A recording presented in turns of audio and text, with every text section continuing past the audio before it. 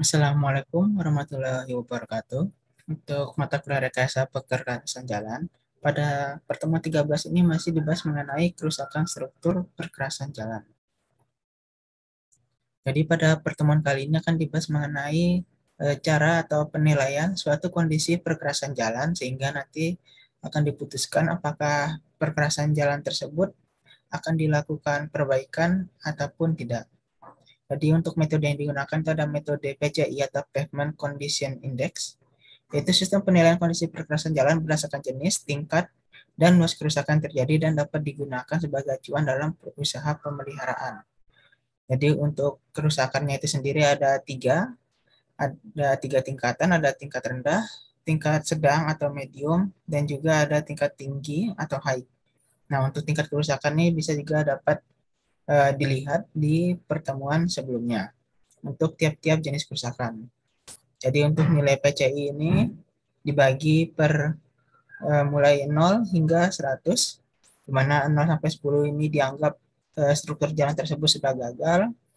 Kemudian 10 sampai 25 sudah sangat buruk, 25 sampai 40 buruk, 40 sampai 55 itu sedang, 55 sampai 70 itu masih baik, 70 sampai 85 masih sangat baik, dan 85 sampai 100 itu maka perkerasan jalan tersebut masih dianggap sempurna dan layak. Jadi yang pertama kali dihitung dalam metode PCI atau Pavement Condition Index ini yaitu density atau kadar kerusakannya, yang merupakan persentase luasan dari satu jenis kerusakan terhadap luasan suatu unit segmen. Jadi untuk density itu sendiri dibagi menjadi dua, ini untuk luasan yang AD dan LD ini untuk kerusakan yang berupa panjang. Dan AS ini merupakan luas total unit sampelnya. Kemudian yang kedua yang dihitung yaitu ada deduct value, yaitu nilai pengurangan untuk jenis kerusakan yang diperoleh dari kurva hubungan antara density dan deduct value.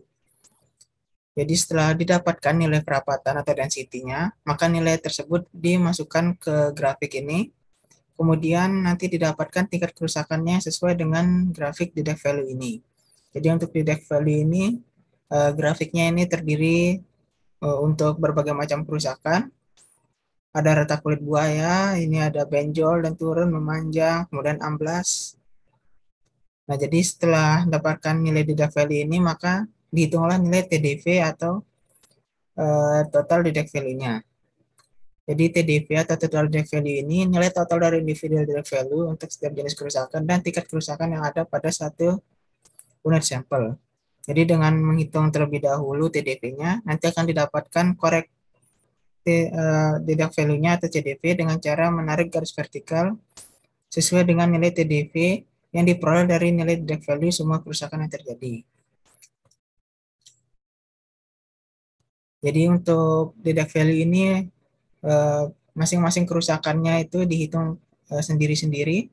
Jadi tadi ada 4 yang sudah disebutkan. Selain itu ada juga untuk tambalan, lubang, sungkur, pelepasan butiran, pengembangan, dan alur. Dan juga untuk kerusakan kaku sendiri itu mempunyai grafik deduct value sendiri untuk tiap jenis kerusakan yang terjadi. Jadi setelah mengetahui nilai TDV-nya dan key, selanjutnya mencari nilai CDV atau corrected deduct value. Nah, itu untuk corrected deduct value itu memplot nilai TDV atau total deduct value pada grafik corrected deduct value-nya. Dan juga nanti dilihat sesuai dengan nilai key yang diperoleh.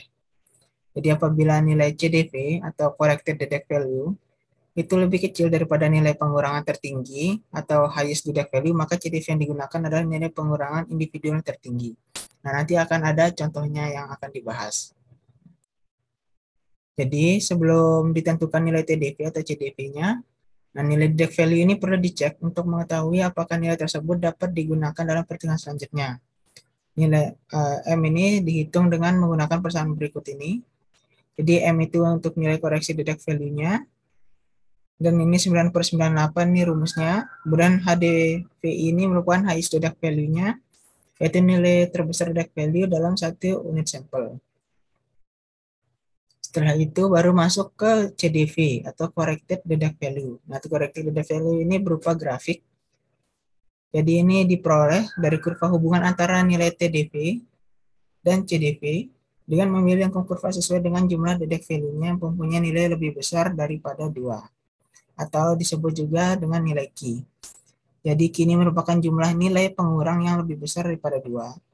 Jadi jika nilai CDV diketahui, nah nanti nilai PCI untuk tiap unit sampel dapat dihitung menggunakan persamaan berikut ini, di mana nilai PCI-nya adalah 100 diulangi dengan nilai CDV maksimalnya untuk tiap unit sampel.